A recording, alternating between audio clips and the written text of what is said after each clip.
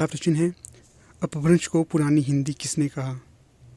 तो इसका सही जवाब होगा ऑप्शन ए, चंद्रधर शर्मा गुलेरी ने। अगला क्वेश्चन है, निम्नलिखित में से कौन सा ग्रंथ अवधी भाषा में रचित नहीं है? तो जो इसका सही जवाब होगा ऑप्शन डी, कवितावली। ये ब्रजभाषा में रचित है और तुलसीदास जी की रचना है। बाकी रामचरितमानस ये अवधी भाषा में रचित है, पद्मावत ये भी अवधी भाषा में रचित है और मधुमालती ये भी अवधी भाषा में रचित है। अगला क्वेश्चन है, जगन्नाथ दास रत्नाकर कृत उद्धव शतक की भाषा क्या है? तो इसका सही जवाब होगा ऑप्शन बी, ब्रजभाषा। अगला क्वेश्चन है, हिंदी नई चाल में ढली किसका कथन है? तो इसका सही जवाब होगा ऑप्शन ए, भारतेंदु हरिश्चंद्र। और ये कहा था भारतेंदु हरिश्चंद्र ने अपनी डायरी जिसका नाम है कालचक्र में। अगला क्वेश्चन है 5वां, मारवाड़ी किसकी उपभाषा है? तो ये है ऑप्शन ए, राजस्थानी की उपभाषा। अगला क्वेश्चन है 6वां, निम्नलिखित में कौन ब्रजबोली के कवि हैं? तो इसका सही जवाब होगा ऑप्शन बी, शंकरदेव। अगला क्वेश्चन है 7वां, काशी नागरी प्रचारणी सभा की स्थापना कब हुई थी? तो इसका सही जवाब होगा ऑप्शन ए, 1893 में। अगला क्वेश्चन है, देवनागरी लिपि का विकास किस लिपि से हुआ था? तो जो इसका सही जवाब होगा ऑप्शन बी, ब्राह्मी लिपि से। अगला क्वेश्चन है 9वां, दक्षिणी भारतीय हिंदी प्रचार सभा की स्थापना किसने की थी? तो इसका सही जवाब होगा ऑप्शन सी, महात्मा गांधी ने। अगला क्वेश्चन है, खड़ी बोली हिंदी का विकास अपभ्रंश के किस रूप से हुआ? तो इसका सही जवाब होगा ऑप्शन बी, शौरसेनी से। अगला क्वेश्चन है, ब्राह्मण पत्रिका के संपादक कौन थे? तो इसका सही जवाब होगा ऑप्शन बी, प्रताप नारायण मिश्र।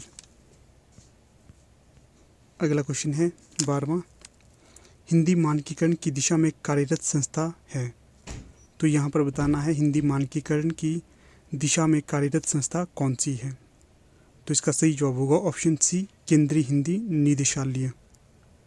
अगला क्वेश्चन है, modern vernacular literature of Hindustan के लेखक कौन हैं?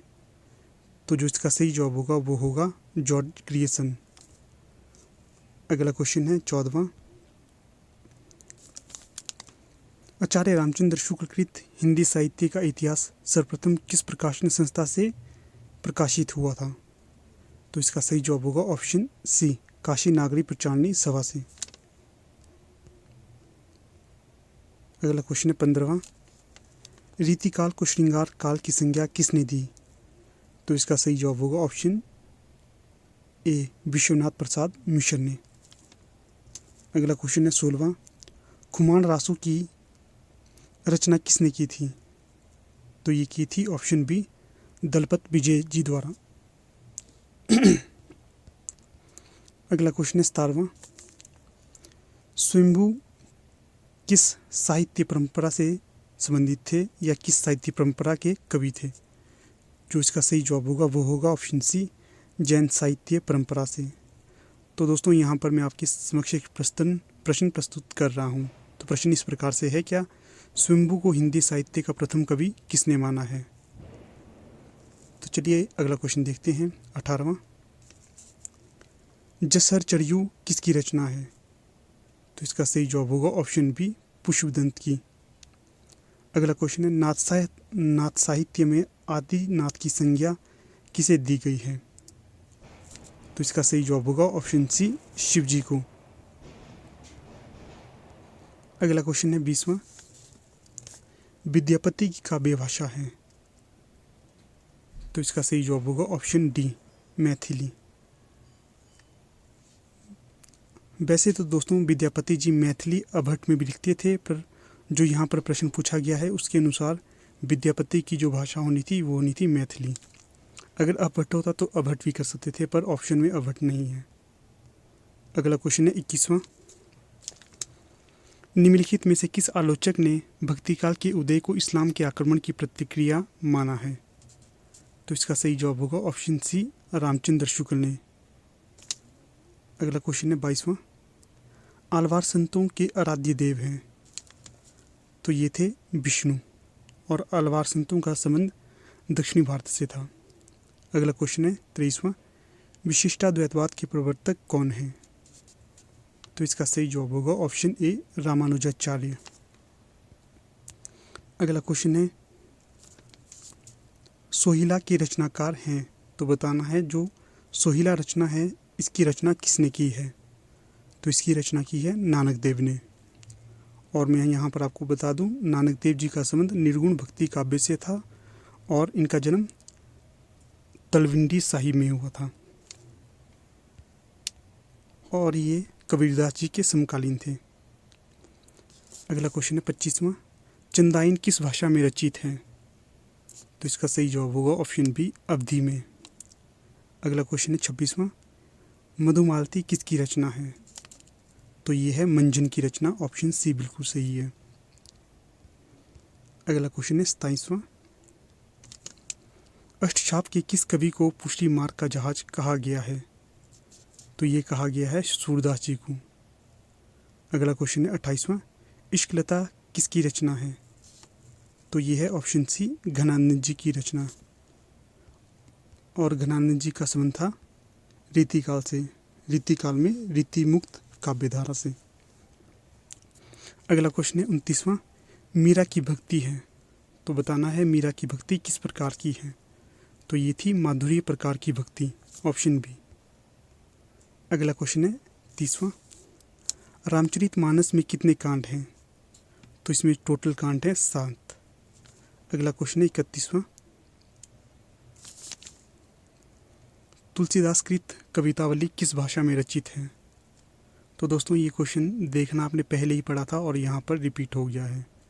तो यहाँ पर इसकी जो भाषा पूछी गई है वो है ब्रज, और ऊपर पूछा गया था क्या निम्नलिखित में से कौन सी भाषा अवधी भाषा में रचित नहीं है। अगला क्वेश्चन देखते हैं 32वां, सरस्वती पत्रिका के संपादक थे? तो ये थे ऑप्शन बी श्याम सुंदर दास। और यहाँ पर मैं आपको एक प्रश्न और बता दूं, जो सरस्वती पत्रिका के प्रसिद्ध संपादक थे वो थे महावीर प्रसाद द्विवेदी, और इन्होंने 1903 से लेकर 1920 के आसपास तक सरस्वती पत्रिका का संपादन का कार्यभार संभाला था। अगला क्वेश्चन है 33वां, प्रश्न है कश्मीर सुषमा के रचयिता कौन है? तो इसका सही जवाब होगा ऑप्शन बी श्रीधर पाठक। अगला क्वेश्चन है 34वां, पल्लव किसकी रचना है? तो ये है ऑप्शन सी सुमित्रानंदन पंत की रचना। अगला क्वेश्चन है 35वां, नीड़ का निर्वाण फिर किसकी आत्मकथा है? तो ये है ऑप्शन डी हरिवंश राय बच्चन की आत्मकथा। अगला क्वेश्चन है 36वां, निम्नलिखित में से किस कहानी पर फिल्म का निर्माण हुआ है? तो इसका सही जवाब होगा ऑप्शन डी तीसरी कसम। और तीसरी कसम कहानी के रचनाकार हैं फणीश्वरनाथ रेणु। अगला क्वेश्चन है 37वां, निम्नलिखित में से किस नाटक के पात्र कालिदास हैं? तो इसका सही जवाब होगा ऑप्शन सी आषाढ़ का एक दिन, और ये मोहन राकेश जी का प्रसिद्ध नाटक है। कालिदास के साथ साथ इसमें जो अन्य पात्र हैं वे हैं विलोम, अंबिका, मल्लिका, दंतुल, मातुल इत्यादि। अगला क्वेश्चन है 38वां, मेरे राम का मुकुट भीग रहा है निबंध के रचनाकार कौन है? तो इसका सही जवाब होगा ऑप्शन बी विद्यानिवास मिश्र। अगला क्वेश्चन है 39वां, निम्नलिखित में से कौन रसवादी आलोचक हैं? तो ये हैं ऑप्शन डी डॉक्टर नगेंद्र। अगला क्वेश्चन है 40वां, कितनी नावों में कितनी बार किस विधा की रचना है? तो ये है कविता विधा की, और ये अज्ञे जी की रचना है। अगला क्वेश्चन है 41वां,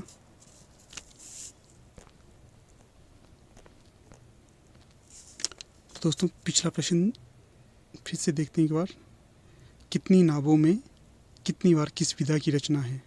हाँ दोस्तों ये सही है, ये है कविता विधा की रचना। अगला क्वेश्चन है 41वां, लालटीन की छत के रचयिता कौन है?